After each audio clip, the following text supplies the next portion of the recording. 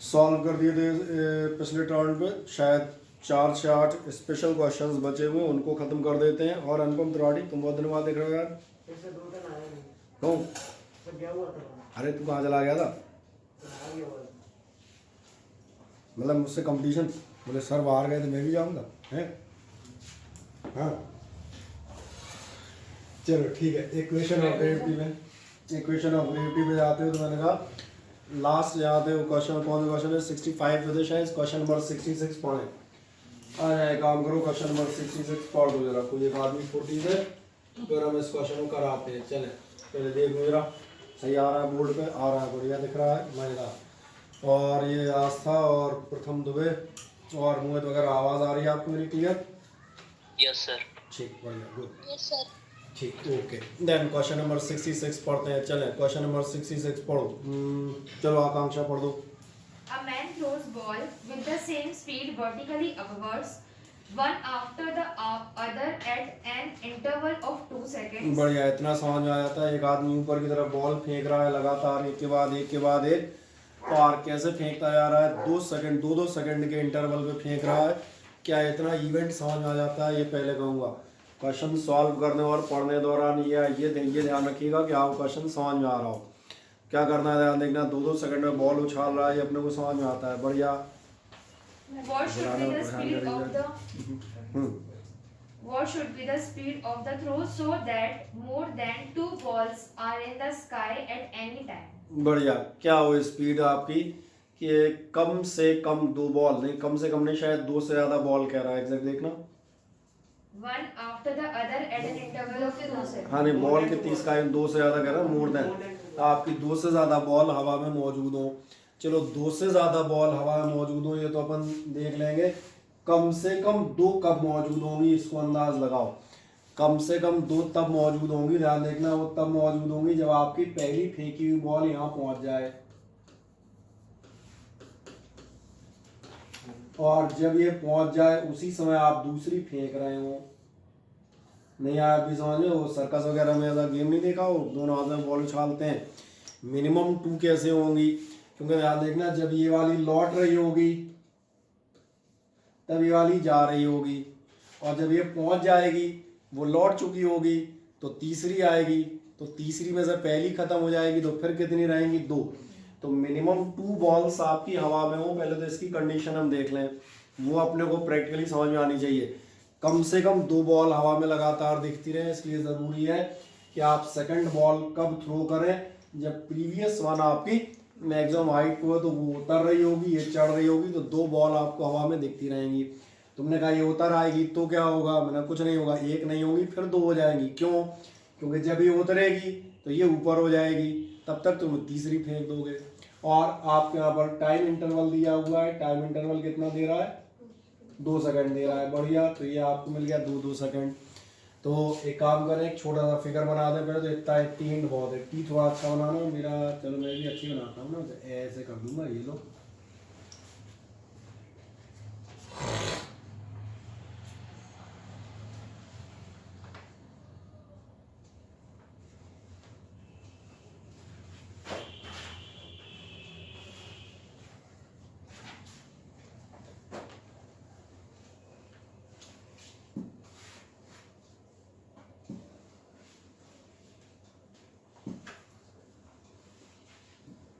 Figure समझ में आ जाता है। और इसके अपन लैंग्वेज में हम दे देते हैं एक लाइन में। इसमें आप लिखिएगा for at least 2 balls in air, लिख दें इसके साइड में, for at least 2 balls in air, for at least 2 balls in air it is necessary, for at least 2 balls in air it is necessary. कम से कम 2 बॉलों के लिए जरूरी है। क्या जरूरी है? That the next ball should be thrown, necessary that the next ball should be thrown, next ball should be thrown when previous one is at, when previous one is at maximum height, जब आपकी पहली वाली कहाँ हो? Maximum height पर हो। Next ball should be thrown when the previous one is at the maximum height. कोई समस्या यहाँ तक तो मुझे बता दें बस। तो एक मजेदार बात देखो, तुमने 2-2 सेकंड का टाइम इंटरवल दिया है, यहाँ तक पहुँचने में 2 सेकंड लगेंगे, तभी तुम 2 सेकंड बाद इसको फेंक पाओगे। तो इनडायरेक्टली देखो तुम्हारे पास ये हिंट भी मौजूद है कि मैक्सिमम हाइट तक पहुँचने का टाइम कितना होना चाहिए, 2 सेकंड। तो बस हो गया। तो इसका मतलब आपका क्या होगा, सर हाँ जी बोले। वापस आने का भी तो 2 होगा फिर। अरे तो बेटा वापस आने में क्या करना है, मुझे तो ये दूसरी फेंकनी थी ना तब, 2 होगा। जब वो मैक्सिमम हाइट को तब अगली फेंकनी थी। अब वो लौटती रहेगी मजे से, ये चढ़ती रहेगी, मैं तो इसके चढ़ने पे ध्यान दूंगा, जैसे ये चढ़ी वैसे तीसरी फेंक दूंगा, क्योंकि जितने टाइम में चढ़ेगी उतनी में तो उतरेगी, क्योंकि आपको मालूम है चढ़ने उतरने दोनों के टाइम सेम होती हैं। इसलिए मैंने कहा 10 time to reach maximum height, ये आपका कितना आएगा, ये आपका आएगा 2 सेकंड। अब जरा ये बताएं time to reach maximum height कितना होता है, जल्दी बताओ, कॉपी पलटो और बताओ बेटा। ये तो तुम्हें पता होना चाहिए, 60 सवाल कर चुके हो, फिर भी तुम नहीं अटके रहोगे। UG/2 अरे ऐसे खतरनाक आंसर मत दो यार, बिल्कुल सही सही बताओ देख के। हाँ सर यही। क्या बता के आ रहे हो बेटा, हम टाइम पूछ रहे हैं, हाइम नहीं पूछ रहे, तुम हाइम बता रहे हो। एच से तो हाइम होता है, टी फॉर टाइम बताओ। हाँ समझ में आ गया। इसका मतलब है u/g इज इक्वल्स टू कितना है, 2 सेकंड, और इसलिए u बराबर हो जाएगा आपका, g चाहे 9.8 रखो चाहे 10 रखो, चलो 9.8 भी रख दोगे तो भी कौन सी दिक्कत है, कितना हो जाएगा 19.6 मीटर पर सेकंड। अब एक मजेदार बात आता हूँ, ये कंडीशन का है कि ये कम से कम 2 बॉल हो। अब तुम चाह रहे हो तीसरी चौथी मिले तो और तेजी से फेंकना, ये तो 2 बॉल की कंडीशन है, तुम चाह रहे हो तीसरी भी पहुंच जाए और थोड़ा स्पीड बढ़ा के फेंको, इसलिए क्या होगा फॉर, क्योंकि अभी मैंने कहा ना आपका क्वेश्चन कई बार वहां खत्म नहीं होता जहां आप सोचते हैं, आपका क्वेश्चन वहां खत्म होता है जहां आप सोचते नहीं है। तो मैंने इसलिए कहा फॉर मोर देन 2 बॉल्स आपका यू कैसा होना चाहिए, वो 19.6 से ग्रेटर होना चाहिए। अब तुम कहोगे कितना ग्रेटर, मैंने कहा तुम्हें जितनी ज़्यादा बॉल चाहिए हो, ये तो तुम्हारे ऊपर है, 3 चाहिए 4 चाहिए 6 चाहिए, और तेज फेंकते जाओ भैया, जितना तेज तुम फेंक पाओगे उतनी ज़्यादा बॉल्स हो जाएंगी। 2 की कंडीशन मैंने निकाल दी थी, 2 के लिए चाहिए, तो मोर देन 2 बॉल्स के लिए आपका यू कैसा आएगा, ग्रेटर देन 19.6, और यही आपका आंसर होगा। देखें 4 ऑप्शन आपको अपने आप मिलेंगे, यहाँ 19.6 भी है और लेसर ग्रेटर के भी ऑप्शन मौजूद हैं, और हम इसमें अक्सर 19.6 करके बाहर हो जाते हैं। सही है।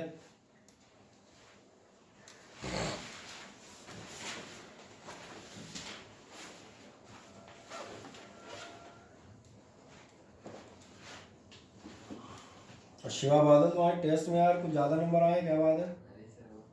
अरे सर वो क्या होती है? इंग्लिश में थोड़ा हो गया है इंग्लिश में, अबे फिजिक्स पढ़ाते हैं, इंग्लिश में चला गया था नहीं पढ़ पाया सर, इंग्लिश तो बताना कहती हैं।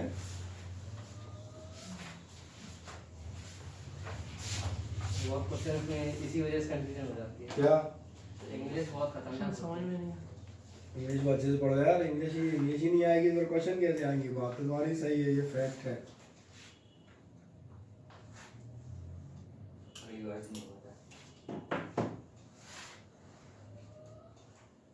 और रोहिणी बेन,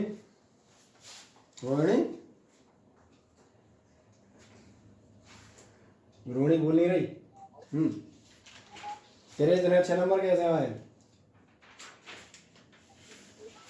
जो बेचारी आवाज क्यों नहीं आ रही? बाकियों की तो आ रही थी यार। Yes sir. मैं ये पूछ रहा हूँ तुम्हारे इतने अच्छे नंबरों का रहस्य क्या है? सर मैंने टेस्ट नहीं दिया। हाँ तो टेस्ट नहीं दिया तो अपीयरेंस तो आ रही थी उसमें। क्या सर? अपीयरिंग तो आ रही है ना। सब मेरी प्रिपरेशन नहीं थी सर, ग्राफिकल एनालिसिस की। बेटा आप कब प्रिपेयर करोगे? कहाँ दिवाली से दिवाला हो गया, अपन होली के माहौल में आ गए। अरे सर आप कर हम्म प्रिपरेशन करें, इसलिए तो 4 बार पूछा था और इसलिए टेस्ट टाल भी दिया था, एक दो ने कहा था प्रिपरेशन नहीं, उन्हें कोई दिक्कत नहीं, मैं और लंबा कर देता हूँ। टेस्ट का मेरा है, मैं टेस्ट का भी फिक्स नहीं रखता, कल ही लेंगे, मैं पूछ लेता हूँ तैयारी है नहीं है, कोई बात नहीं और एक दिन ले लो। ये टेस्ट तैयारी करके दो ना, तो मतलब क्या निकला, टेस्ट दे के मिले तैयारी करके दे भैया। और आप नहीं तैयारी कर पाए तो अब कब करेंगे? और कौन था? कहाँ आदेश शर्मा नंबर ठीक ठाक थे? कितने थे? 50 टोटल टेस्ट ही 60 नंबर का तुम्हें लग रहा है? हाँ तो और क्या, इतने बहुत है। तुम्हारा क्या है ऋषभ यादव? 30 आधे क्यों? पता नहीं, जब तैयारी करी थी बहुत सारा ही नहीं, क्वेश्चन 6 क्वेश्चन गलत चले गए। 6 क्वेश्चन गलत चले गए ना? गलत क्या गया? जो बिल्कुल नहीं आ रहे हो पूछना, हम बताएंगे। जो बिल्कुल ना आ रहे हो, ऐसा डाउट हो कि आ ही नहीं रहे में, या तो एक आध छोटी मोटी गलती सर होगी। एक ग्राफ से क्वेश्चन आ ही नहीं थे 6 क्वेश्चन। मतलब 6 क्वेश्चन आ ही नहीं। बस लगा मुझे कि यही आंसर गलत चले गए। चलो अभी हम डिस्कस कर देते हैं 2 वर्ड में, पहले इन सवालों को खत्म कर दें, फिर मैं भी हाल बता देता हूँ। ये वाला कर दिया आपने, इसके बाद नेक्स्ट क्वेश्चन आ जाए। कौन सा था ये क्वेश्चन नंबर? पता नहीं चल रहा मुझे। 66 था, 67 देखें। 67 क्या है? A very large number of balls are thrown vertically upward. बढ़िया है, बहुत सारी बॉल, ये भी वही सेम क्वेश्चन है, ये ऊपर की तरफ फेंक रहे हैं आप। Then In quick succession. Quick succession, और फिर मैंने कहा इंग्लिश ठीक होनी चाहिए। क्विक सक्सेशन मतलब लगातार, one after and the other. Succession माने होता है क्रम, लगातार, कंसेक्यूटिव, सही है ना? In such a way that the next ball is thrown when the previous one is at the maximum height. तुम ध्यान देखो, यही क्वेश्चन है। नेक्स्ट तब फेंकी जाती है जब पिछली वाली मैक्सिमम हाइट को, मतलब इसी से मिलता जुलता क्वेश्चन है। और जाए, If the maximum height is 5 meter. आपकी बार ध्यान देखो, आपकी बार टाइम की जगह हाइट दिया है। अब ठीक है, अब तुम अपना वाला फॉर्मूला बताना। The number of कितना दिया था? u square by 2g। नहीं बुद्धि की थी, 5 मीटर। बढ़िया। The number of ball thrown per minute is number of balls thrown per minute कितनी निकलेंगी, यानी 60 सेकंड में आप कितनी भेजेंगे, बाद में देखेंगे। पहले ये तो देखेंगे टाइम कितना लग रहा है, पहले देखें क्या आपको इस क्वेश्चन में ये क्वेश्चन समझ में आया था। इसी क्वेश्चन का डुप्लीकेट है। h बराबर आपको दिया हुआ है u स्क्वायर बाई 2g, और बराबर आपको दिया है 5, यानी u स्क्वायर बराबर कितना हो गया? 5 दूनी 10, और 10 10 जा 100। नहीं आया समझ में? अरे 2g 20 होते हैं यार। तो इसका मतलब आपका u बराबर निकल आया, u बराबर कितना निकल आया? 10 मीटर पर सेकंड। अब 1 मिनट में कितनी फेंक पाओगे, तो तब पता चलेगा जब तुम एक एक बॉल कितनी देर में फेंक रहे हो।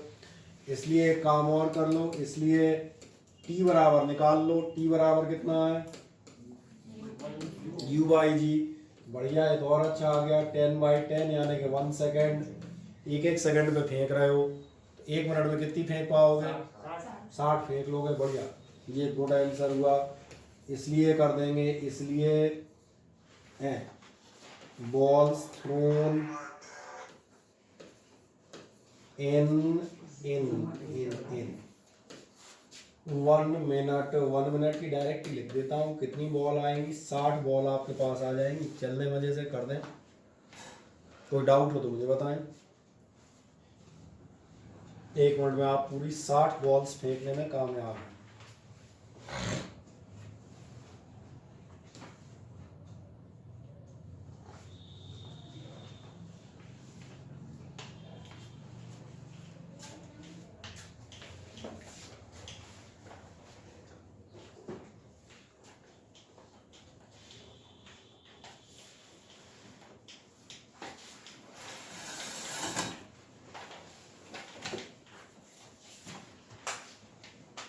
कर दिया? हाँ ना बताएं।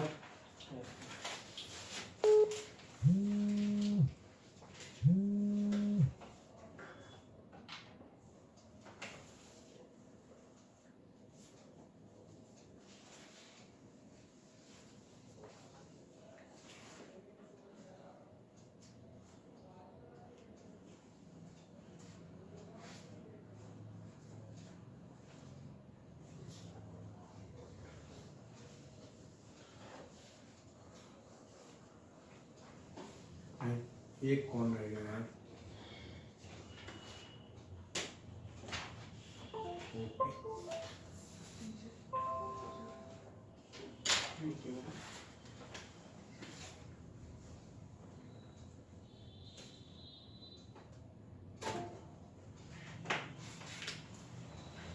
कर दिया। नेक्स्ट क्वेश्चन पढ़ दो यार इसी का। अगला अगला कौन सा है? 68 होगा शायद। देखो क्या है। Yes, sir. Water drops fall at regular intervals from a tap. ये भी यही क्वेश्चन है आपकी। आप ऊपर जाने हो जाए, बूंदें नीचे गिर रही हैं। चलो तुम्हारे मनोरंजन के लिए क्या करूँ, नल बनाता हूँ। और क्या करूँगा? नल कैसे बनेगा? नल ऐसे बनेगा। टूटी भी लगाऊं? ठीक है, टूटी लगा देते हैं। ये लो।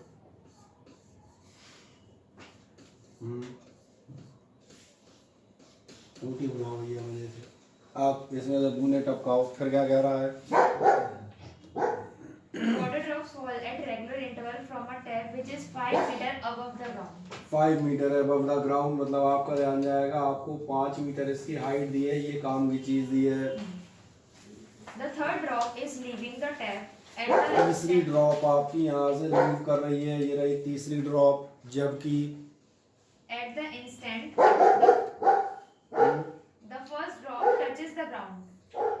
पहली ड्रॉप आपकी उस समय Ground. ये हो गई आपकी D1, ये हो गई आपकी D2 और ये हो गया हमारा ड्रॉप नंबर 3। बढ़िया। How far above the ground is the second drop at the तो instant? फिर सेकंड ड्रॉप कहाँ पर है, यहाँ पता लगाना है। ठीक है, हम पता लगा लेंगे। पहले एक बात ध्यान से देखें, क्या आपको नजर आ रहा है? हर ड्रॉप को ज़मीन तक पहुँचने में टाइम इंटरवल T लगेगा। क्या आपका ध्यान जाता है? दो ड्रॉप्स के बीच का टाइम गैप कितना है? दो ड्रॉप के बीच का टाइम गैप ये है कि इसका T, मैं यहाँ पे ऐसा लिख देता हूँ, इन दोनों के बीच का इंटरवल T और इन दोनों के इंटरवल के बीच का T, ये टाइम ऑफ फॉल के बराबर होगा। जब तीसरी ड्रॉप यहाँ तक गिर आई है तो तीसरी ड्रॉप को नीचे जाने में कितना समय लगा होगा? उतनी देर में दूसरी निकली होगी और उतनी देर में पहली निकली होगी। तो क्या फिगर समझ में आ जाता है इतना? यानी अगर हम आपसे कह दें इंटरवल बिटवीन ड्रॉप्स, और टाइम इंटरवल की बात कर रहा हूँ, time interval between drops is, मैंने मान लिया T, तो फिर क्या होगा ध्यान देखना। इसका मतलब होगा 2T is equals to T time इसका, T टाइम उस वाली का, क्योंकि वो लगातार चल रही है, इज इक्वल्स टू होगा time taken to fall by 5 meter. जितने टाइम में एक ड्रॉप 5 मीटर गिरी है उतनी ही देर में दो और ड्रॉप निकल आई है, मतलब दो टाइम इंटरवल दो ड्रॉप्स के बीच के कवर अप हो गए हैं। बस इतना दिखा दें, क्योंकि टाइम टू फॉल आपको कितना होता है ये आपको ध्यान नहीं होगा। मैं आप बता दूं टाइम टू फॉल, ये भैया याद रखिएगा, क्योंकि बहुत सवाल हम लगा चुके। ये नहीं कि सवाल हम करते जाएं और आप ऐसे ही देखते रहें। 2T होगा 2H/g, 2H/g रखोगे, मुझे लग रहा है 2H, H आपकी है 5 मीटर, 5 दूनी 10 और 10 खत्म, यानी T बराबर आपका निकल आएगा 1/2 सेकेंड। ओरली निकाल दिया जाता है। अब जब आप 50-60 सवाल कर चुके होते हैं तो सही है ना, निकाल दें T बराबर, फिर आगे देखेंगे।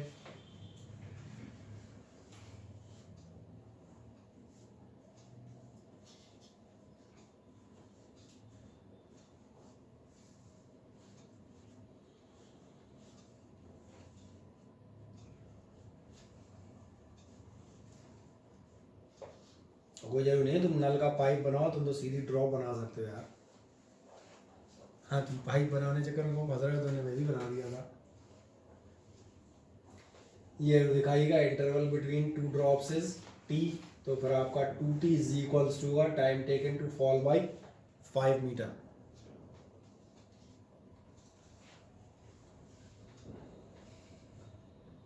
आपको ड्रॉप्स का गैप मिल गया, कितने सेकंड का आएगा? आधे सेकंड का।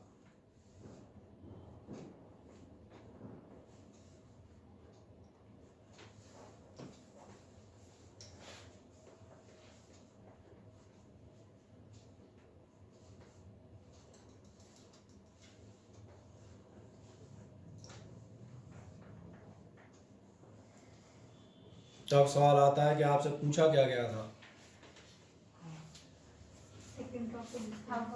How far above the ground is the second drop? बहुत मजेदार क्वेश्चन है, how far above the ground is second drop.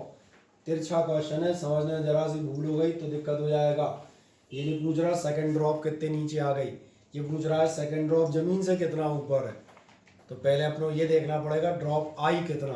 तो पहले हम निकालेंगे अगले पार्ट में fall of second drop. Second drop नजर आ रही है, ये रही सेकंड ड्रॉप। कितनी देर चली होगी, आधा सेकंड चली होगी। अब आधे सेकंड में कितना डिस्टेंस कवर करेगी, कुछ नहीं आधा है। तो ये रहा s बराबर ut plus half gt square, यही डिस्टेंस कमाउंट होगा ना इसका। s बराबर कितना हो जाएगा, ये हो जाएगा 0 प्लस हाफ g और t स्क्वायर बोले तो t1/2 सेकंड आप निकाल ही चुके हैं। कितना निकलेगा 10/8 मतलब कितना निकलेगा 10/8 को जरा डेसिमल में कन्वर्ट करो फुर्ती से 1.25 यानी s बराबर आया 1.425 मीटर। ये आंसर नहीं है क्योंकि ये है फॉल ऑफ सेकंड ड्रॉप। और उसने क्वेश्चन में एक छोटा सा ट्विस्ट लिया है जो आप कहते हैं ना कई बार इंग्लिश में फंस जाते हैं। वो क्वेश्चन अगर आपने ध्यान से नहीं पढ़ा तो आपके ऑब्जेक्टिव हमेशा गलत होते हैं, क्योंकि ये फॉल नहीं पूछ रहा है, ये पूछ रहा है जमीन से कितना ऊपर है। इसलिए अभी और मेहनत है, इसलिए आप बताएंगे इसलिए height above ground, total ground कहाँ था 5 मीटर पे, और ये ऊपर से 1.25 मीटर चले आई, नहीं दिख रहा, इतना चल के आई है 1.25। तो कितना ऊपर है, इतना ऊपर है, इतना ऊपर बोले तो सही कह रहे हो बिल्कुल। 5 माइनस 1.25 यानी कि 3.75।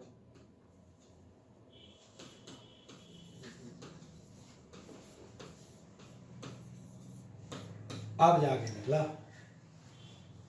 निकाल दें, कैलकुलेट कर रहे हैं इत्मीनान से।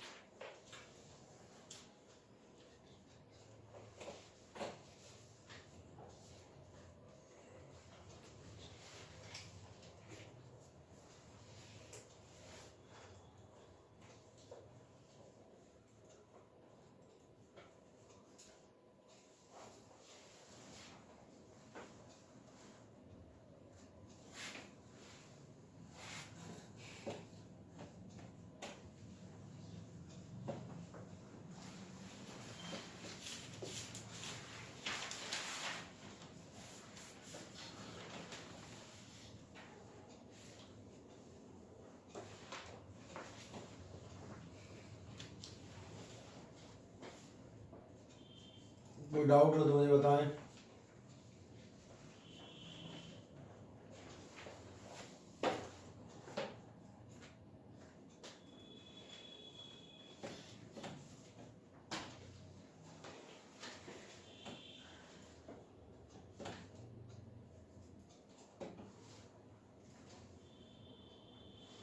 हो गया कंप्लीट। और नेक्स्ट क्वेश्चन पढ़ें, इसके बाद अगला।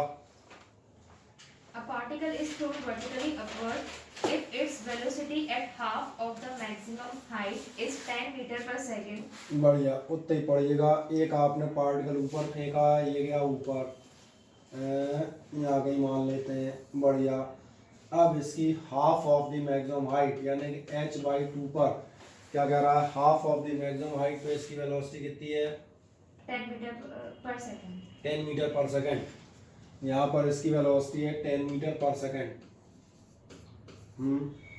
Then maximum height attained by it is. तो इसकी मैक्सिमम हाइट कितनी होगी। ठीक है, क्या आपको नजर आ रहा है h/2 पे इतनी इसकी जो है वेलोसिटी है, और इसकी मैक्सिमम हाइट कितनी होगी। तो मैं मान लेता हूँ इसकी मैक्सिमम हाइट है h होगी, भाई h/2 है। एक मज़ेदार बात है, मैक्सिमम हाइट हमें कहीं की वेलोसिटी पता हो या नहीं हो, मैक्सिमम हाइट की ज़रूर होती है। आप देखें ध्यान से, आपके इस क्वेश्चन का सॉल्यूशन हो गया। इस पार्ट के लिए h/2 के पार्ट के लिए आपको इनिशियल वेलोसिटी भी दिख रही है, और तो इसको मैं कुछ भी सेकंड पार्ट डाल देता हूँ। फर्स्ट पार्ट का हमें पता ही नहीं था। इस पार्ट में आप देखेंगे आप कौन सी इक्वेशन लगा देंगे, v² बराबर u², चलो माइनस लिख देता हूँ ताकि आपको बिल्कुल समझ में आए, -2g। नहीं आया आप भी समझ में कि इक्वेशन लगा के फिर वैल्यू लिखूँ? नहीं आई समझ में? आ गया था।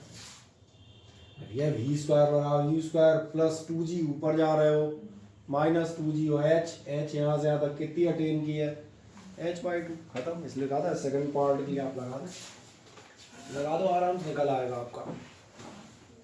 u की वैल्यू आपको दी गई है, 1 सेकंड में आप निकाल ले जाएंगे।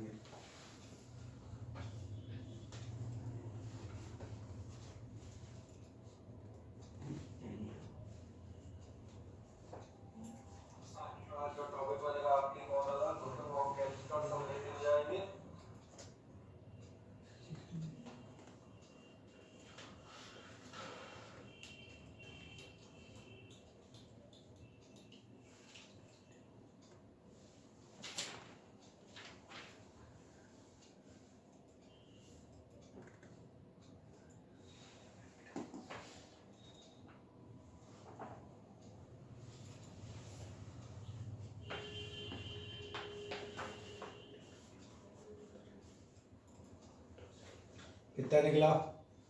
10 meter. 10 meter total. Yes. Check.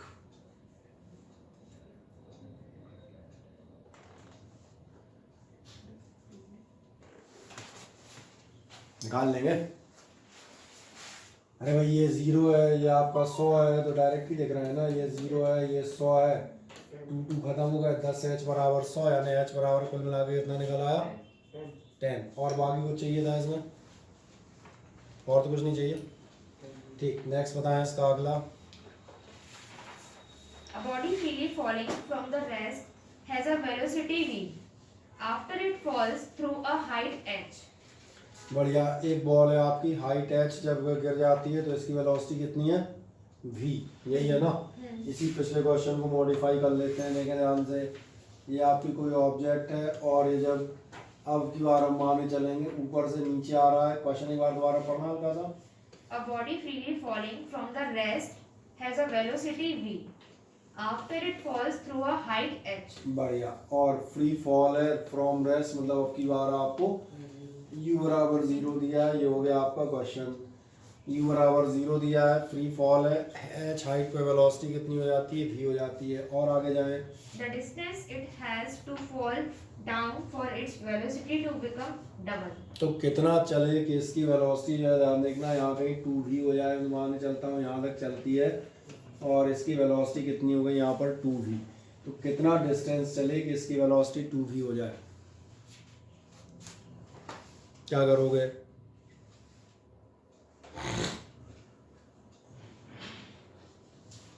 भैया ध्यान देखो, इस पार्ट के लिए, और चलो इसको इस साइड लिख देता हूँ, ये लो,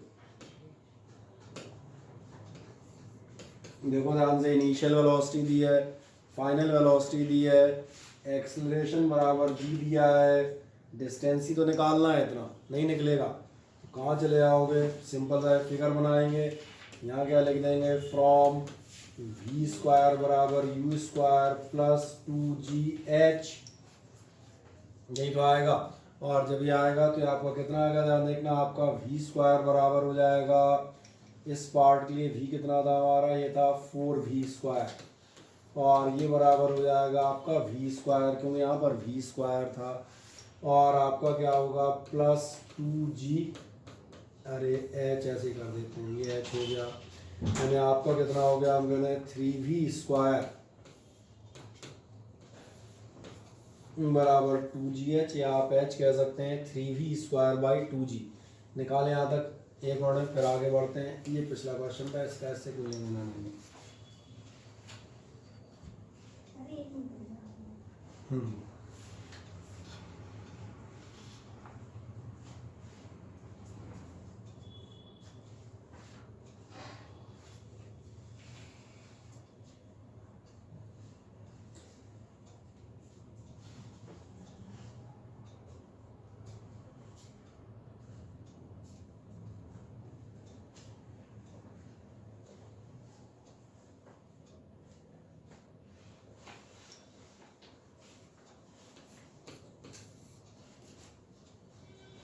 सही है। तो एच हमारा लगभग आ ही गया है, सीधा कहा जाए 3v² 2g, चाहे तो अभी रख दें चाहे तो 1 सेकंड बाद रख देंगे। अब बस एक छोटी सी बात रह जाएगी, उसके लिए और हमें एक छोटी कैलकुलेशन करनी पड़ेगी। देखें क्या है फिगर, और इतनी कैलकुलेशन समझ में आ गई कि जिस पार्ट में दिया है उसमें दोनों वेलोसिटीज दी हैं और हमें बस ये जानना है। अब अगला सवाल है, ये जो आपकी एच है यहाँ से यहाँ तक, इसके बाद हमारा v² से लेना देना क्या है। इसके लिए हम एक काम करते हैं, यहाँ पर हम कर देते हैं, ये मान चलो पार्ट ए, और ये हमने मान लिया था ये कौन सा था आपका पार्ट बी, ऐसा कर देते हैं, इससे समझ में आया जल्दी आएगा। और अब हम आगे जाते हैं, हम जाएंगे फॉर पार्ट ए, चले जाओ जरा। पार्ट ए में देखो ध्यान से, तुम्हें v दिया है, h दिया है, u दिया है, उसमें भी वही दिए हैं। तो आप लगाओगे, फिर एक बार लगाओ v² बराबर u² प्लस 2gh, चलो मैं दोबारा लिखी थी, v बराबर तो v दिया हुआ है, ये बराबर दिया है 0 प्लस 2g और h। यानी ध्यान देखो आपको v² की वैल्यू मालूम है, v² बराबर कितना है 2gh, मिल गया। बस रख दो इसको ध्यान से, हेंस फ्रॉम 1, और 1 पे जाओगे तो आपको मिलेगा 3v² का मतलब कितना होगा 2gh बराबर हो गए आपके 2gh, सो 2g और 2g आपके कैंसिल, सो h बराबर आपकी निकल आएगी 3h। और अभी हमारा आंसर कंप्लीट नहीं हुआ है, ये ध्यान रखिएगा। क्योंकि आधे से ज़्यादा लोग यहाँ पे आंसर टिक करके -1 अर्जित करेंगे हमेशा की तरह। और ये क्या हो गया,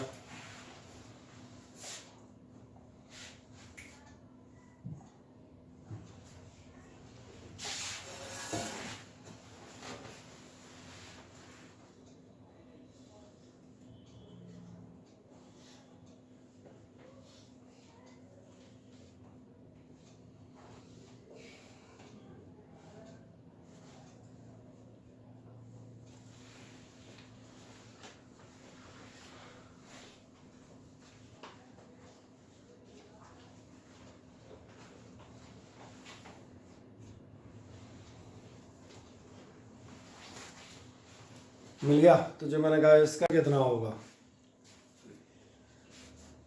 इसका आंसर आपने ध्यान नहीं दिया, h बराबर 3h तो इस वाले पार्ट का है, और उसके पहले कितना गिरा था 4h। तो इसलिए टोटल 4h होगा। इसलिए जब आप यहाँ तक आ जाएं तो मुझे बताइएगा, आ गए। Yes sir. और इसलिए आप बताइए, इसलिए टोटल फॉल बराबर कितना होगा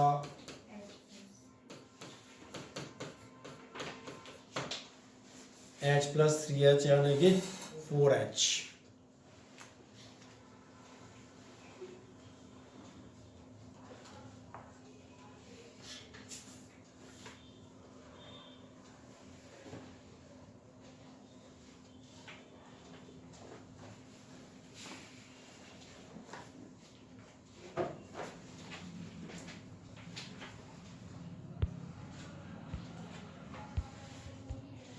तो बंद हो गया था अपना, मिल गया। चलो एक नेक्स्ट क्वेश्चन पढ़ दो Aditya Sharma. A body sliding on a smooth inclined plane. बढ़िया, एक बॉडी है, मजे से एक स्मूथ इंक्लाइंड प्लेन पे स्लाइड हो रही है, उसको मजे लेने दो। ये लो, Inclined on a smooth plane require 4 seconds to reach the bottom. मैंने यहाँ से हम कहते हैं यहाँ से यहाँ तक पहुँचने में, बॉटम तक पहुँचने में इसको कितना टाइम लगता 4 है। seconds. बॉटम तक पहुँचने में इसको लगते हैं 4 second. Good. Starting from the rest at the top,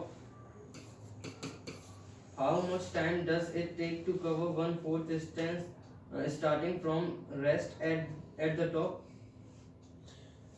total distance cover करने में से लगते हैं 4 सेकंड, तो 1/4 डिस्टेंस कवर करने में से कितना टाइम लगेगा, यही जानना चाह रहा है ना। 1 सेकंड लगेगा। सोचो, 1/4 है वो। अभी आप देखते हैं टोटल डिस्टेंस में कितना टाइम लग रहा है। टोटल डिस्टेंस कितना टाइम दिया है?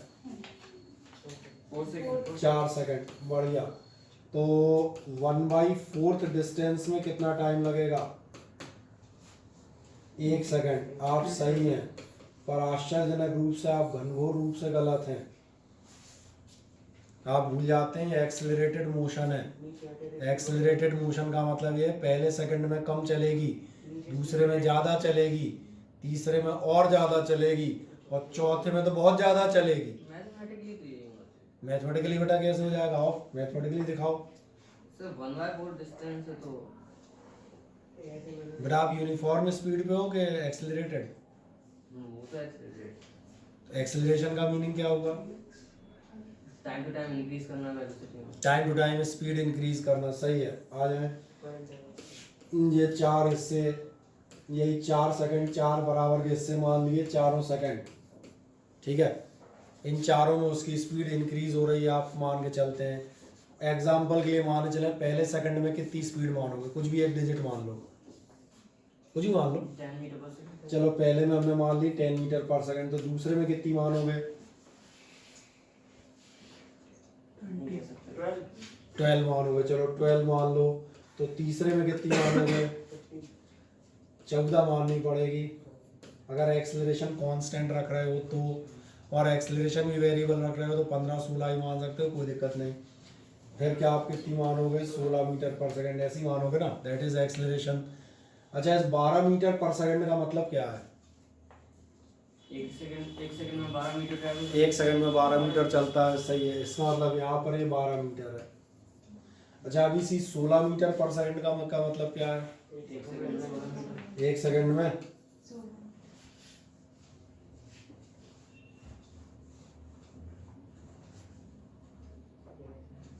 आप भूल गए थे, आपने जहाँ किया था।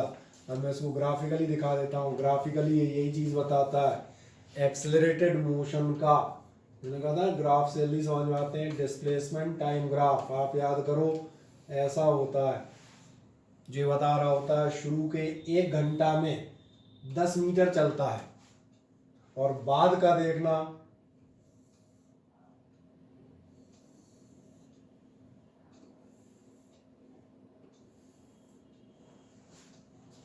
देखने लगा अंतर, तभी तो एक्सेलरेटेड मोशन है।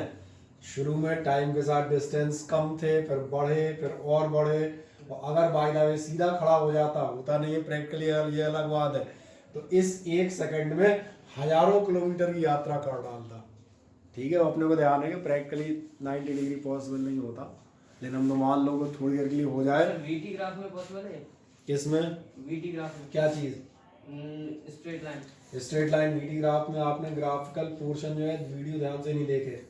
सर देखा था भूल गया। नहीं देखे, नॉट पॉसिबल। नॉट पॉसिबल है। ग्राफ्स में बिल्कुल अलग से समझाए। सर वो क्वेश्चंस में था इसीलिए पूछ रहा हूँ। तो अरे तो कहीं तो कहीं तो होगा, क्वेश्चन होगा, कहीं होगा, समझाया होगा। नहीं क्वेश्चंस में ऐसे ऐसे बनाया हुआ था, आखिरी में फिर स्ट्रेट लाइन था, तो ये पॉसिबल कैसे था? पैरेलल टू टाइम एक्सिस था। ये वाला ग्राफ कहाँ पॉसिबल नहीं है? ऐसा नहीं था वो। पैरेलल टू टाइम एक्सिस था। हाँ पैरेलल टू टाइम एक्सिस था। भैया इसमें जमीन आसमान का अंतर है। ये अलग है, वो अलग है, ये कैसी बात कर रहे हो?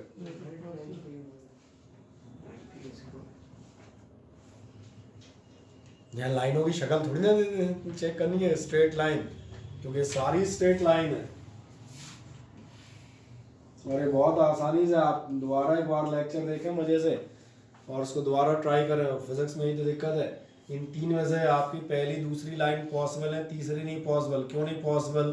तुम कोई भी ग्राफ मान लो, कौन सा मानोगे? एक्सटी मानोगे या वीटी? क्या मानना चाह रहे हो इनको? VT graph. वीटी ग्राफ मान लो। वीटी ग्राफ का स्लोप क्या चीज बताता है? एक्सेलरेशन। एक्सेलरेशन। इसका एक्सेलरेशन 0 है क्योंकि 0 डिग्री की लाइन है, इसका स्लोप 0 है। तो ग्राफिकल चलेंगे। इसको 45 मान लेता हूँ, ये भी पॉसिबल है क्योंकि इसका स्लोप 1045 यानी 1 मीटर पर सेकंड स्क्वायर है। इसका स्लोप 1090 इनफाइनाइट एक्सेलरेशन पॉसिबल है, इसलिए पॉसिबल नहीं है। फिर चौथा ये वाला पॉसिबल है, हाँ या ना? हाँ हाँ, क्यों? क्योंकि रिटार्डेशन भी होता है। क्योंकि रिटार्डेशन है, सीधी सी बात है। सेकंड क्वाड्रेंट में tan थीटा 10 135 की वैल्यू आएगी -1 मीटर पर सेकंड स्क्वायर। पॉसिबल है? कोई जरूरी है कि चीज हमेशा जब बढ़ेगी तो नहीं सर, रफ्तार ही मैं उसको पकड़ेगी। बोल रहा था, एक बीटी ग्राफ दिया हुआ था 12th या 13th क्वेश्चन में, उसमें एक ऐसा पहले तो ऐसा स्लोप दिया था, फिर एकदम डाउन करके फिर अप दिया था, और उसके बाद फिर पैरेलल टू टाइम एक्सिस, और उसके बाद फिर पैरेलल टू वेलोसिटी एक्सिस, ऐसे दिया हुआ था। क्वेश्चन नंबर 12 है, 13 शीट है सामने, देख लो। नहीं सर, इसमें नहीं, कल के टेस्ट में था। कल के टेस्ट में, टेस्ट की हम अभी हाल चर्चा कर देते हैं। एक मिनट पूछिए, मैंने टेस्ट की वही लगा, तुम इसमें बात कर रहे हो ना, नहीं रहा इसमें कहाँ दी है। चलो इसके बचे कुछ क्वेश्चन को और बता देता हूँ, और एक आध क्वेश्चन और कौन से बचे हैं? 71 था। 71 क्या था आपका? अच्छा ये वाला था 1/4 में कितना लेगा, 1/4 में कितना लेगा, तो आप ध्यान देखें टोटल डिस्टेंस ट्रेवल करने में, कुछ भी x मान लो, h मान लो, जो तुम्हारी इच्छा हो। मैं यहाँ पे सिंपल चला जाता हूँ। एक बार क्वेश्चन पढ़ना क्या था, h डिस्टेंस ट्रेवल करने में इसने कितना टाइम लिया था, 4 सेकंड, है ना। और स्टार्टिंग कहाँ से थी, u से। h/4 में कितना टाइम लेगा ये आप जानना चाह रहे थे। अगर आप जान दें कि यहाँ टाइम दिया है, इनिशियल वेलोसिटी दी है, h दिया है, क्या आपको मालूम है h, चलो ऐसे लिख देते हैं, h बराबर होता है आपका ut plus half gt square, यही होगा। अगर h बराबर ut plus half gt square है तो ये होगा 0 प्लस हाफ, और मैंने कहा चलो g को मान लो 10 और t स्क्वायर बोले तो 16, यानी h बराबर आपकी निकल आएगी, जितनी भी आएगी, कितनी आएगी, कितनी होगी, 80। अब अगली बार, ये तो फर्स्ट थी, अब अगली बार कितनी दूर का टाइम पूछ रहा है, h/4 के लिए ना। तो फॉर h/4 कितना टाइम लगेगा, फिर से इस इक्वेशन का इस्तेमाल करो, देखो ध्यान से, h/4 बराबर ut प्लस हाफ g, अरे g तो जैसे ही रख दूँ ना डायरेक्ट, और इंटू टी स्क्वायर, क्योंकि यहाँ टाइम चाहिए।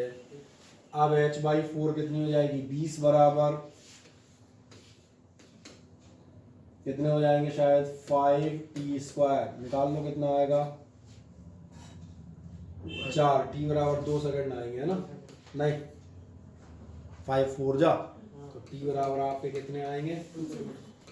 अब आप पूछोगे ऐसा क्यों, ये मैंने पहले ही कहा था, पहले बहुत धीमी चल रही होगी, पहले 2 सेकंड में सिर्फ 1/4 डिस्टेंस कवर कर पाई, और जैसे जैसे आगे बढ़ रही है वैसे वैसे स्पीड तेज हो रही है ना, और आखिरी सेकंड में तो 5 किलोमीटर तय करके आ जाएगी, यही तो स्पीड है, एक्सेलरेशन। कर दें, 20 = 5t स्क्वायर, पहले थोड़ा सा नीचे कर दूं, अब आपको पूरा दिख जाएगा मजे से। इस क्वेश्चन को सॉल्व कर दें। कौन सा नंबर था क्वेश्चन नंबर 71 है, कितने 75 ही होंगे यार। अच्छा अरे मुझे 72 करना पड़ेगा, वो भी तुम नहीं कर पाओगे, तुम कर क्या पाओगे।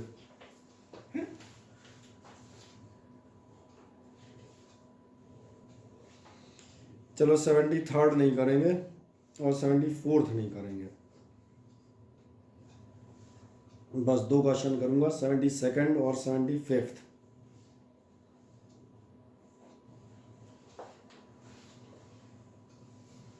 तो 72 इंटरेस्टिंग क्वेश्चन है, वो हमें करना चाहिए। ये तुम पिद्दी वाले करा रहे हो जब से परेशान करने के लिए।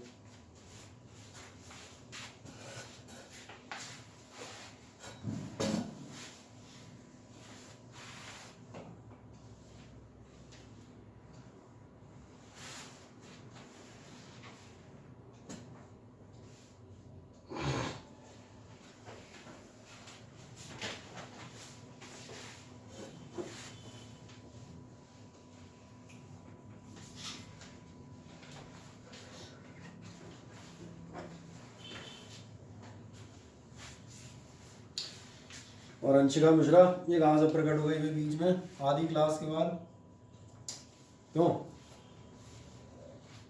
अंशिका मिश्रा?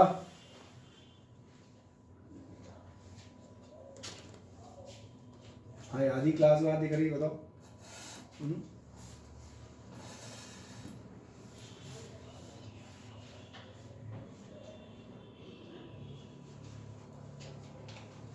चलो मिल गया कंप्लीट। कोई समस्या हो तो मुझे बताएं, और कोई डाउट हो तो पूछ लें। नहीं, क्वेश्चन नंबर मैंने कहा जो अगला है उस पर ज़रूर आपको थोड़ा टाइम लगेगा, उसमें आपको दम लगानी है। इस क्वेश्चन को आराम से पढ़ें, बढ़िया फुल ब्लैक बोर्ड लेते हैं प्योर पढ़ें। क्वेश्चन नंबर जो है 72 कह रहा था मैं, एक बिल्डिंग है उससे ऊपर नीचे फेंके गए हैं स्टोन, उसके लिए पढ़ें। A stone dropped from a building of height h.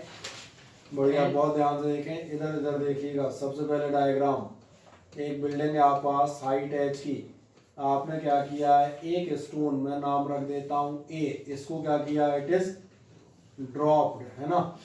और ड्रॉप्ड का मतलब समझ में आ रहा होगा, यू हो गया 0। And it reaches after t second on earth from the same building if two stones धीरे are धीरे धीरे बेटा, इतनी जल्दी नहीं। ये आपका कितनी देर में पहुंचा, ये पहुंचता है टी सेकंड में, मैंने आराम से लिख दिया। अब इसी बिल्डिंग से एक और स्टोन, 2 और स्टोन है ना, 2 और स्टोन आप फेंकने वाले हैं, एक बी और एक सी। कहाँ कहाँ फेंक रहे हो, thrown, one upward and other downward. एक ऊपर फेंकेंगे और एक आप नीचे फेंकेंगे With same velocity u and they reach the earth. With surface. Same velocity you. क्या अब आपको इतना याद आता है, इसके लिए तो यू ली जाएगी, इसके लिए माइनस यू ली जाएगी। ये क्वेश्चन आप लास्ट टर्न में कर रहे थे, बैलून वाला या टावर की छत वाला, ठीक। फिर क्या हुआ, इसके बाद इनकी क्या कहानी हुई, ये भी पहुंचेंगे, ये शायद हाँ T1 T2 माने होंगे, ऐसा कुछ मान लिया होगा, ऐसे ही माना है ना। Yes, sir. इसका टाइम मान लिया हमने T1 और इसका टाइम मान लिया आपने T2। और इसके बाद इस प्रश्न में आपको अलग अलग रिलेशन दिए होंगे, T1 into T2 under root upon this that, यही सब दिए होंगे, अपने में पता लगाना है क्या होगा उनका। तो अपन बाद में देखेंगे। ऑब्जेक्टिव पहले आप देखें क्वेश्चन समझ में आता है या नहीं। एक बिल्डिंग 3 स्टोन हाइट एज से ड्रॉप किया, एक ऊपर फेंका, एक नीचे फेंका, तीनों के टाइम T1 और T2 सही लिखे हमने टाइम, बस टाइम चेक कर लेना, ठीक है। आ जाओ बनाओ डायग्राम।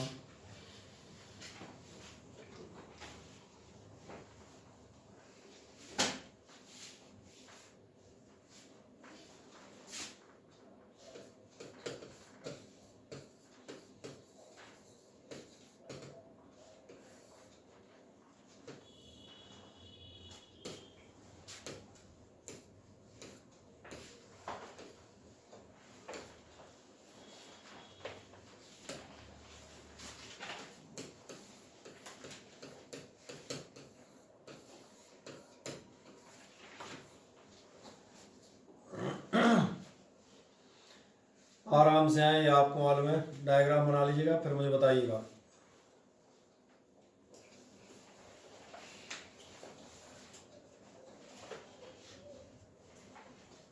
कोई दिक्कत, अब तुम्हारा ध्यान जा रहा होगा। इस क्वेश्चन में h दिया है, u दिया है, t दिया है, मतलब एक ही इक्वेशन लग सकती है, s is equals to u t plus half a t square, यही वाली लगेगी। चाहे जी टी स्क्वायर लिख दो, चाहे ए टी स्क्वायर लिख दो, जो तुम्हारी मर्जी हो।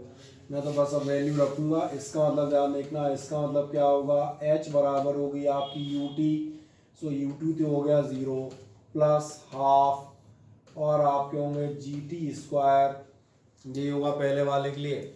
और पहले वाले के लिए होने का मतलब है कि आप कह सकते हैं टी स्क्वायर आपका बराबर हो जाएगा, टी स्क्वायर कितना होगा 2h/g हो जाएगा, है ना।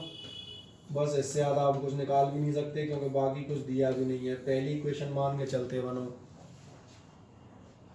नहीं आया समझ में, सिंपल इक्वेशन लगाइए, पहली वैल्यू निकाल लो, साथ में निकालते आओ, फिर तब तक मैं दूसरे के लिए आऊँगा।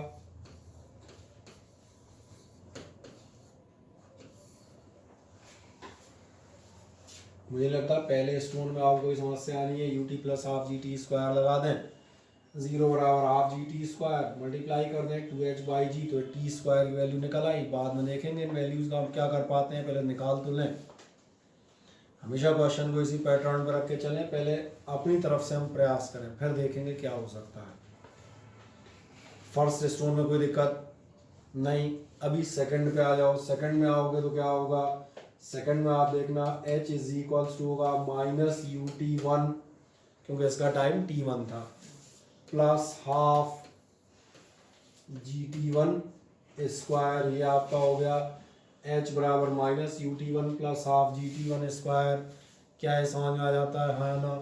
अच्छा, इसकी हेल्प से अगर आप टी वन की वैल्यू निकालने जाओगे तो टी वन की वैल्यू ऐसे तो नहीं मिल रही, टी वन के लिए आपको क्वाड्रेटिक इक्वेशन बनेगी, और क्वाड्रेटिक बनेगी तो आराम से बना लेते हैं। मैं एक काम कर देता हूँ, मैं लिख देता हूँ half G T one square minus U T one और माइनस एच बराबर 0। इतने से काम चल जाएगा, हाँ है ना। तो टी वन बराबर कितना होगा मुझे बताओ, और किसी को हाफ से दिक्कत तो नहीं है, पूरे को 2 से मल्टीप्लाई कर दूँ तो दिक्कत तो नहीं आएगी। टी वन बराबर कितना होगा माइनस बी मतलब plus minus under root b square दिख रहा है सर वो माइनस ही होगा ना सर? कौन सा सर ऊपर जा रहा है ना? हाँ तो ऊपर जा रहा है तो माइनस ही तो लिया है नो सर जी जी नीचे जी पॉजिटिव आएगा, क्योंकि टाइम तो आप नीचे आने का दिन देख रहे हो ना, आप तो नीचे आने की कैलकुलेशन कर रहे हो, पत्थर उल्टा भग रहा है। आप ध्यान नहीं दिया पिछले क्वेश्चंस को, आप चेक करना। आपका जो टाइम t1 है और टाइम t1 कौन से मोशन का है, टाइम t1 इस मोशन का है। दिक्कत आपके स्टोन में है कि स्टोन उल्टा भाग रहा है, और स्टोन उल्टा भाग रहा है इसीलिए ये तब भी कहा था चूंकि पत्थर उल्टा भाग रहा है, गलती पत्थर की है, और ये पत्थर ही गलती हमने कैसे मेंशन की है भाई, माइनस। देख लो जाके पिछले दोनों क्वेश्चन देखो, यही मिलेगा, 2 या 3 क्वेश्चन हम लोगों ने किए हुए हैं, सही है। अब अगला देखें ध्यान से, अब तो समझ में आ गया।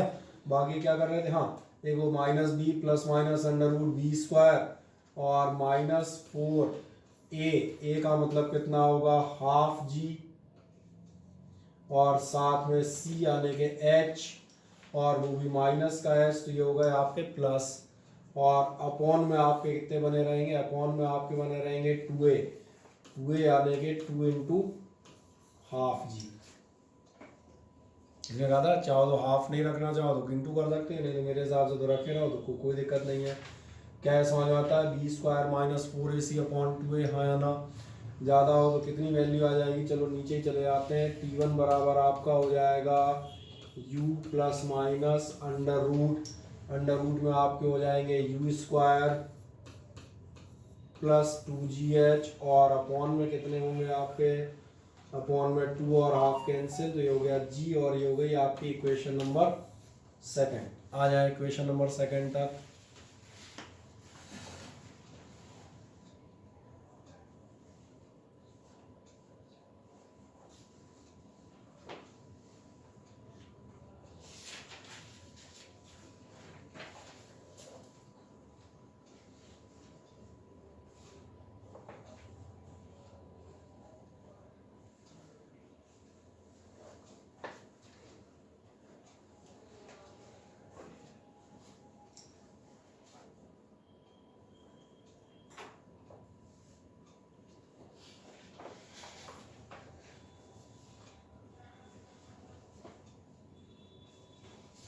कर दिया यहाँ तक, तो एक काम करते हैं फिगर हटा लेते हैं ना, तो अपना ये बगल में आ जाएगा तो आपको आसानी से दिखेगा, इससे अपने को फायदा मिल जाएगा। मैं स्टोन सी भी यहाँ दिखा देता हूँ, ठीक है ना।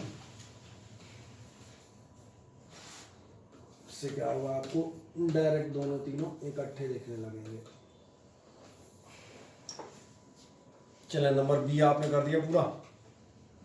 नंबर बी जब आप कर देते हैं, सी वाला दिखा देता हूँ एक साइड में, नीचे आ रहा है और टाइम कितना है t2, नीचे आ रहा है टाइम t2 है, तो आप क्या करोगे, इसके लिए आप जाओगे, आपको मिलेगा h बराबर ये हो जाएगा ut प्लस हाफ और साथ में gt स्क्वायर, तो ये हो गया आपके t2 स्क्वायर। क्या है मिल गया, ut plus half gt square हो गया, सही लिखा ना मैंने, ut plus half gt square सही है।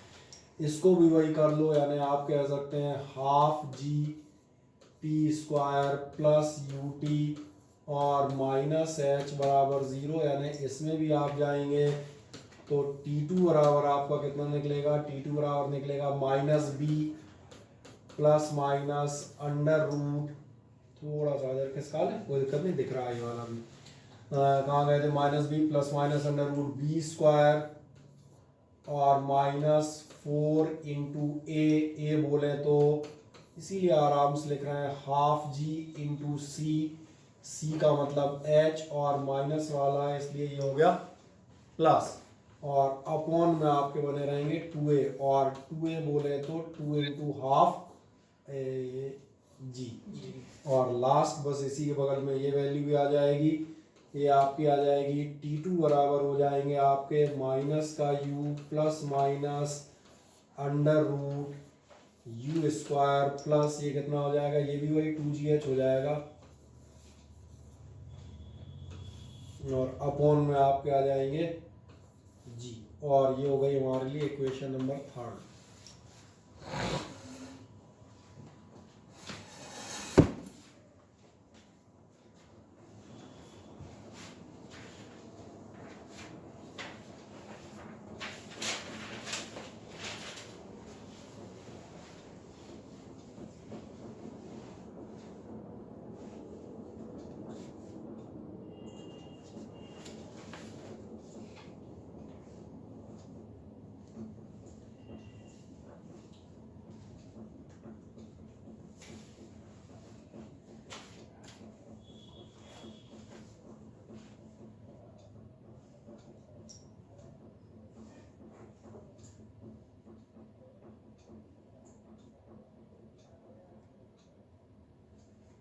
हाँ है ना, अब क्या क्या करना क्या था, क्या निकालना था, ऐसा चेक कर लो एक बार। अब अपने आंसर्स पे निगाह डाल लो।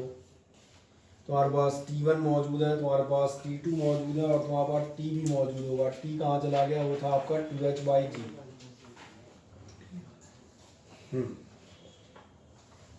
टी निकाल, T की वैल्यू निकालनी है, मतलब क्या रिलेशन क्या दिए हैं, टी इक्वल्स टू डी है सारे। T इज इक्वल्स टू कभी T1 plus T2 T under root T1 T2 ऐसे कुछ दिए होंगे। यस, ठीक है, मुझे बताएं T1 T2 में और T में आपको कुछ साधारण सा रिलेशन नजर आ रहा है, फिर ज़्यादा अंदाज लगाएं, देखें। थोड़ा छोटा कर देता हूँ ताकि आप दिखने लगे। मैं हल्का सा इनको पीले कलर में देता हूँ। T आपका ये रहा, T1 आपका ये मौजूद रहा, और T2 आपका कहाँ गया, T2 आपका ये हो गया।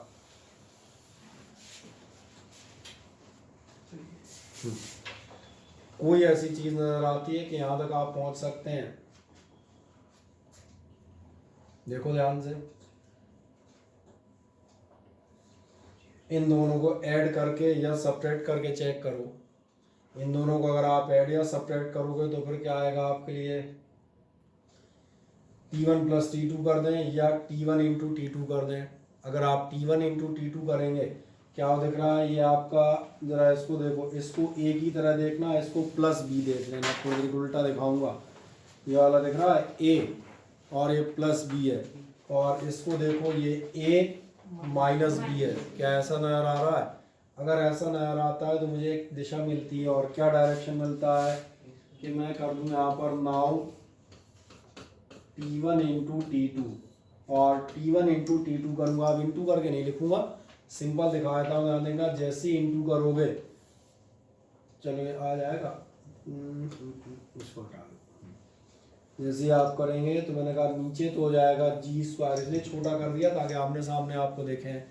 ऊपर क्या होगा, a माइनस बी और a प्लस बी, यानी कि a² माइनस b²। तो लिखो a² कितना होगा और माइनस b² बोले तो क्या इतना समझ में आता है? बस लगभग आप पहुंच गए, इंटू कर लें, आ गया था QH/G। हाँ मैंने कहा आप कर लें, लगभग आ गया।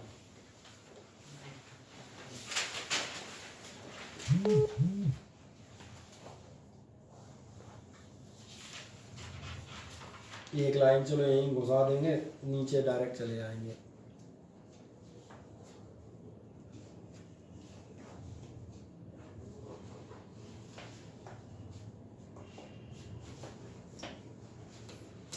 u² खत्म हो जाएंगे, ये आपका बचेगा 2gh अपॉन g², यानी हम कह सकते हैं 2h/g। और अभी देखते हैं इसका करना क्या है। वैसे तो खुद ही दिख गया होगा। नहीं दिखा, आ जाओ आराम से, यहाँ तक लेना।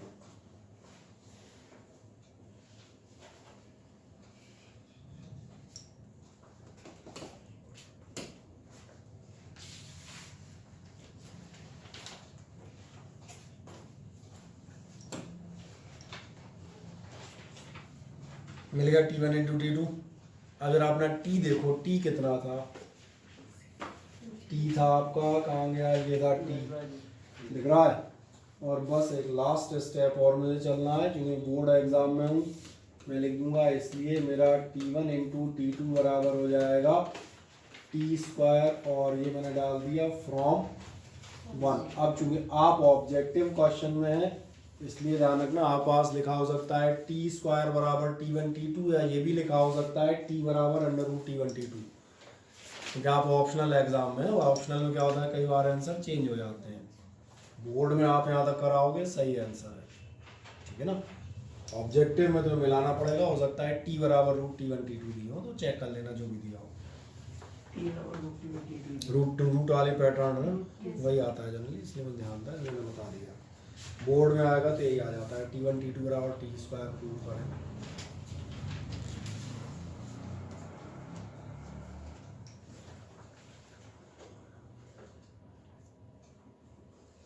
ठीक, अब आपके लिए एक लास्ट क्वेश्चन और करेंगे, और लास्ट क्वेश्चन हमारा क्या आज का कौन सा होगा, क्वेश्चन नंबर 75। आए क्वेश्चन नंबर 75 पढ़ें जरा ध्यान से। A particle is dropped under gravity from rest from a height h bracket g and it travels बढ़िया, एक मिनट, आपका एक पार्टिकल यहाँ से ड्रॉप किया गया है, कहाँ से ड्रॉप किया गया है, ये ड्रॉप किया गया है हाइट h से, ठीक है। and it travels a distance 9h by 25 in the last second of fall. ये क्वेश्चन एक बार कल भी लैंग्वेज में आया था, मैंने आपसे कहा था लास्ट सेकंड 10, 12 और 15 नहीं होते, लास्ट सेकंड होता है 10वां, 12वां और 15वां, यानी कि nth सेकंड। इसलिए ये क्वेश्चन किससे रिलेट करता है, nth सेकंड से। बीच के आपके nth वाले छोड़ दिए, डायरेक्ट फॉर्मूला भेज दें, एक एक नंबर का क्वेश्चन, उनको तुम नहीं कर पाए, तुम कुछ कर भी नहीं पाओगे, तो फिर ये सारे क्वेश्चन कराने का मतलब ही नहीं रहेगा, इसलिए उनको किया नहीं मैंने। ध्यान देखना, आप क्या कह रहे हैं, डिस्टेंस, मैं लिख देता हूं distance covered in last nth second. मैं मान रहा हूं टाइम ऑफ फॉल कितना है, n सेकंड मैंने मान लिया है। Distance covered in last nth second कितना दिया हुआ है, 9h अपॉन 25, ठीक है, बढ़िया। ये आपको मिल जाता है distance covered in last 10 second. क्या आपको एसेंथ का फॉर्मूला याद है, एसेंथ का फॉर्मूला आपसे कहता है u प्लस हाफ ए, मैंने व्यू वाला लिख दिया है, ठीक है, 2n-1 बराबर 9h अपॉन 25, ताकि आपको समझ में आ जाए। रेस्ट से गिरा रहे थे, इसको आप 0 कर लें, इसको आप g5 कर लीजिएगा, कोई दिक्कत नहीं।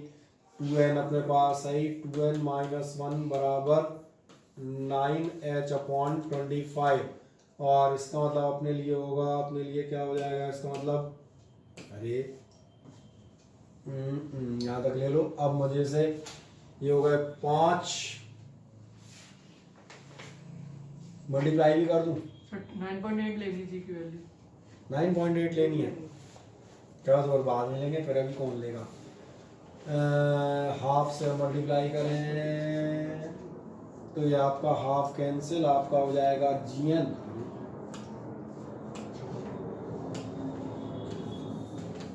और माइनस आप करेंगे हाफ g, और बराबर होंगे आपके, चाहो तो छोड़ो इस इक्वेशन में इतनी कर दें, इतनी बना रहे हैं तो बाद में वैल्यू रखेंगे, इसमें ज़िंदगी अपन मज़े से बाद में बचाएंगे। चलो यहाँ तक आ जाओ, इसको मान लो इक्वेशन नंबर फर्स्ट। बाकी 0 का कोई वैल्यू नहीं है, वो आपको मालूम है ना। हाँ, क्या ब्रैकेट खोलना, हम इकट्ठे खोलेंगे, तो 9.8 रखाओगे तो जब मुसीबत आनी है तो आखिरी में फैलेगा, बोला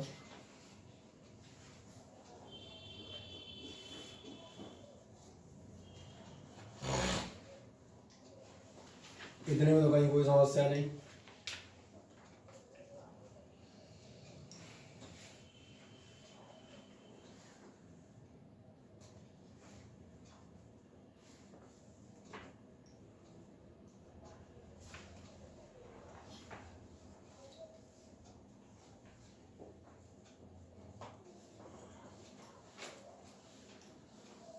बस यहाँ जो प्रॉब्लम है उस पर ध्यान दीजिए। एक्चुअली में आपको हाइट ऑफ टॉवर नहीं मालूम, एच अननोन है, और एक मज़ेदार बात, लास्ट का एन सेकंड कौन सा है ये भी आपको नहीं मालूम। जब आपको दोनों नहीं मालूम तो इस इक्वेशन को आप कुछ भी कर लें, इससे वैल्यू निकलने वाली नहीं, बिल्कुल वैल्यू नहीं निकाल सकती। तो फिर एक और इक्वेशन हम कहाँ से लाएँ? एक और इक्वेशन यहाँ से लाएंगे, क्योंकि आपको टोटल फॉल के लिए मालूम होता है एस बराबर you t plus half a t square. तो पहले हम एक और रिलेशन इस्टेब्लिश कर लें, फिर हम चलेंगे। तो हम क्या कह देंगे, फॉर टोटल फॉल आपका s बराबर कितना होता है, you t plus half G T square चाहे टी स्क्वायर जो आप लिख दें।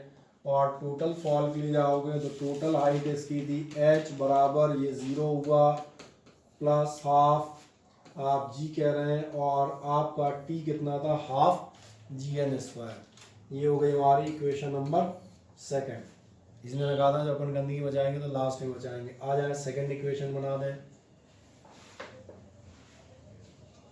इसमें कोई समस्या फॉर टोटल फॉल के लिए?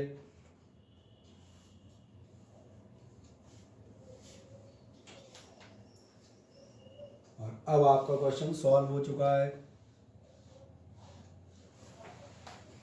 आप पूछेंगे कैसे, देखेंगे ध्यान से। NH में एक इक्वेशन ये है, NH में एक ये है। सबसे बढ़िया तरीका जो मुझे समझ नजर आ रहा है, H की वैल्यू ले जाके इसमें रख दो, समझ आ रहा? तो आपका एक वेरिएबल ख़त्म हो जाएगा। तो हम एक काम करेंगे, ऑन लिख ही देता हूँ, कोई बेचारा ये नहीं कहे क्या कर दिया।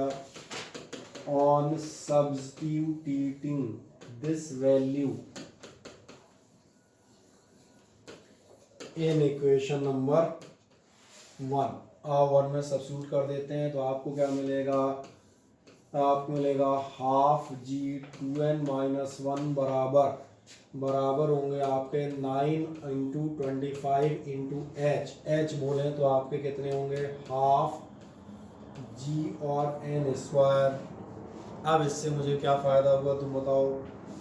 इससे मुझे जो पहला फ़ायदा हुआ, ये मेरा जी का 9.8 और 10 तो यही निकल लिए, सही है। एन स्क्वायर में मुझे लग रहा है कि इक्वेशन बन जाएगी। अब इसको आप जितनी तेज़ी से बना पाएंगे उतनी जल्दी आप सॉल्व कर पाएंगे। तो एक काम करें, पहले यहाँ तक आ जाएं, फिर मैं एक सेकंड में इक्वेशन लिख देता हूँ। तो मैं सीधे ही लिख दूंगा एक ही बार में।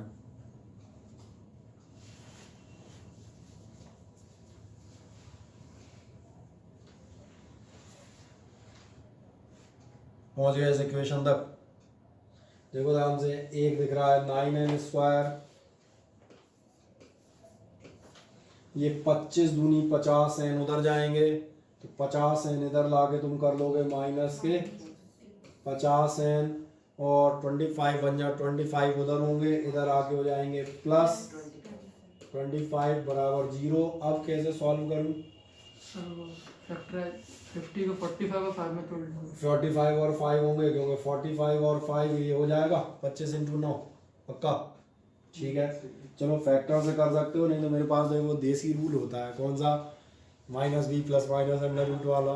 तो जिसको जैसे सॉल्व करना हो, whatever you are doing, उससे कोई फर्क नहीं पड़ता, चाहे आप फैक्टर्स कर लें और चाहे मैंने कहा आप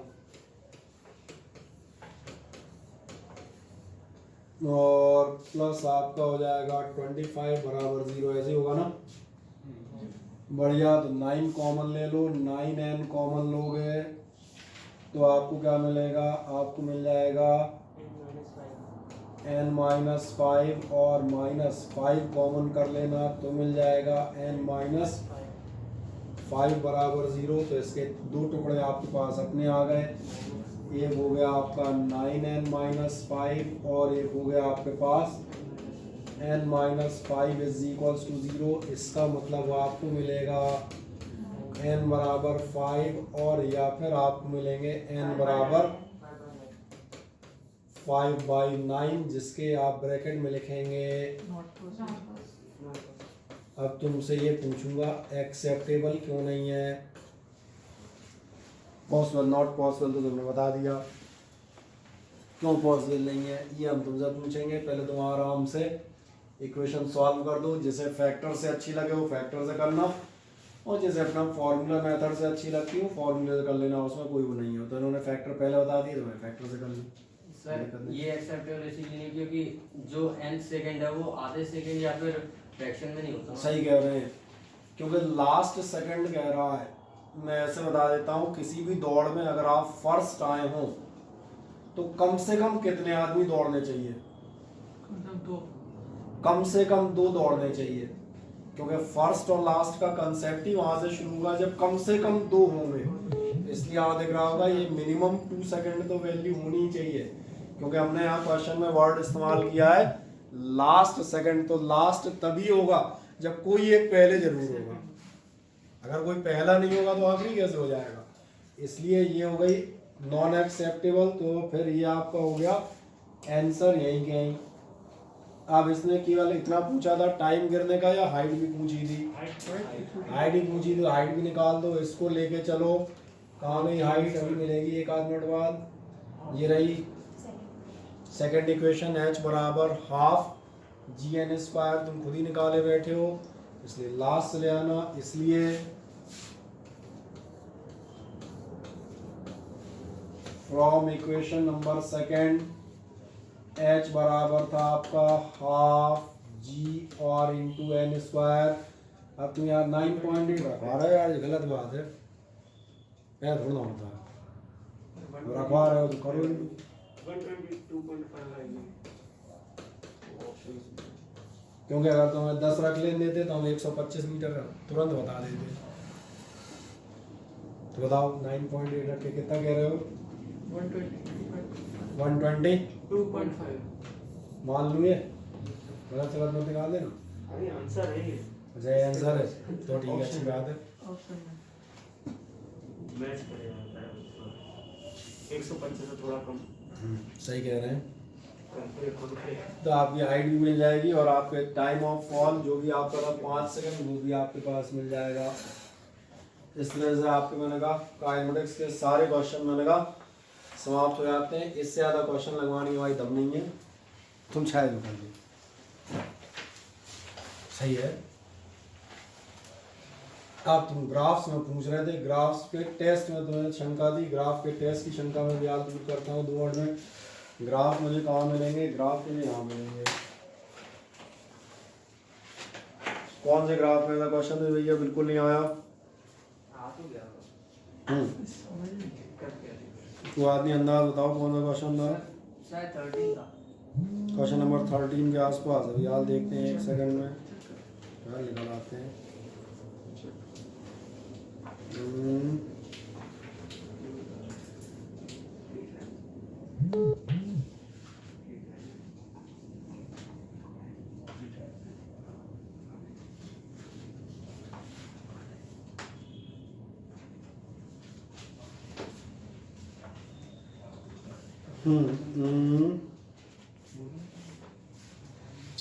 खुल सकता है शायद, देखें इसमें खुल जाएगा क्या? अगर इसमें खुल जाएगा तो अच्छी बात है।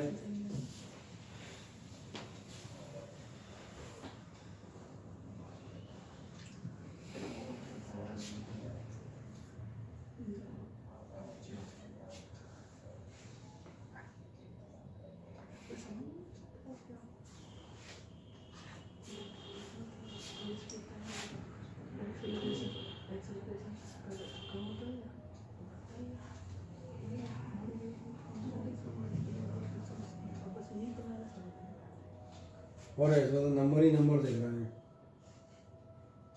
नीचे आएगा शायद। यार देखते हैं, चिंता मत करो, इससे खुल जाएगा तो बेहतर रहेगा। एडिट पे आ जाएगा, एडिट पे नहीं नंबर। एडिट में तो आ जाएंगे। एडिट में मत जाओ, वापस टेस्ट पे चले जाओ।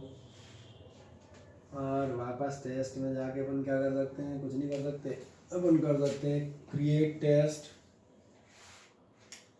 सिलेक्ट स्टूडेंट, चलो एक आध सिलेक्ट कर देते हैं, हो गए। चलो सिलेक्ट ऑल ही कर दो ना, हटो। अब कहाँ जाएगा बेचारा, नेक्स्ट स्टेप। अरे ये तो इतनी दिक्कत देगा। अब डायरेक्ट सीएमएस वाले पे कर लो ना, सीएमएस वाले पे कर लो, आसानी से हो जाएगा।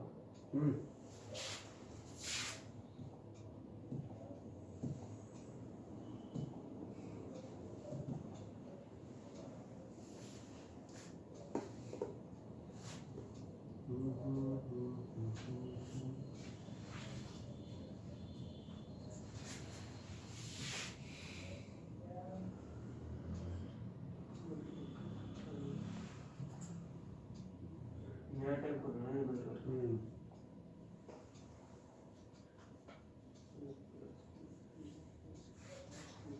अरे बंद करके फिर से खोल देता हूँ ना, सबसे बढ़िया उपाय।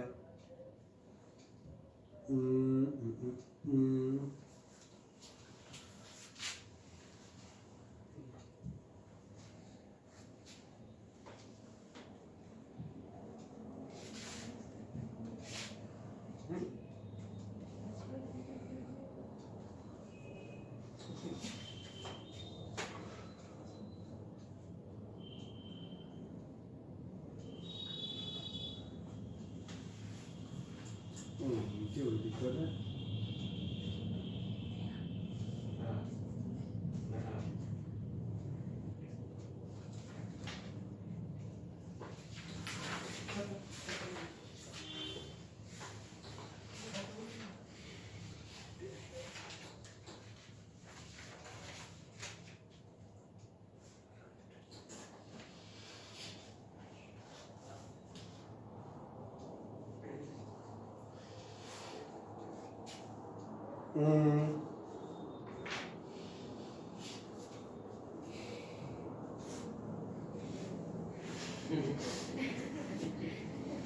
पासवर्ड क्या था, ये सबसे बड़ी समस्या हो जाती है।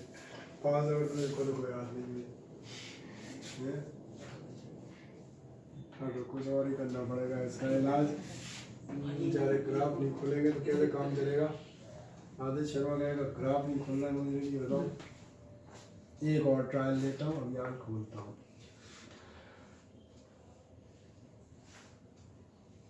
तो मोबाइल में क्या होता है पासवर्ड, कंप्यूटर में सेव है, इसमें सेव नहीं है, इसलिए पासवर्ड देख के पता लगाना कोई बात नहीं।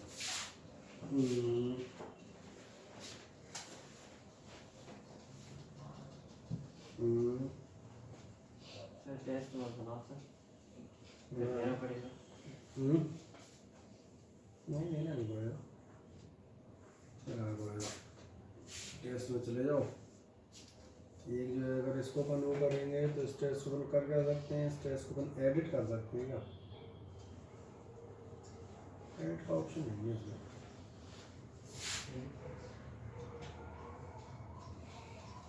सर स्क्रीन शेयर से हो जाएगा sir.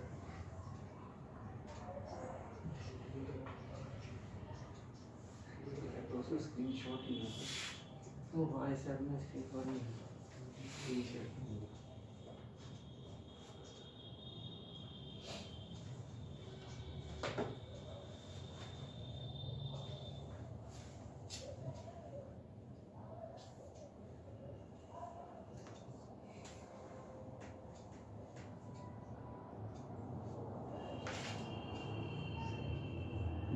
Create test where given और लिसनिंग में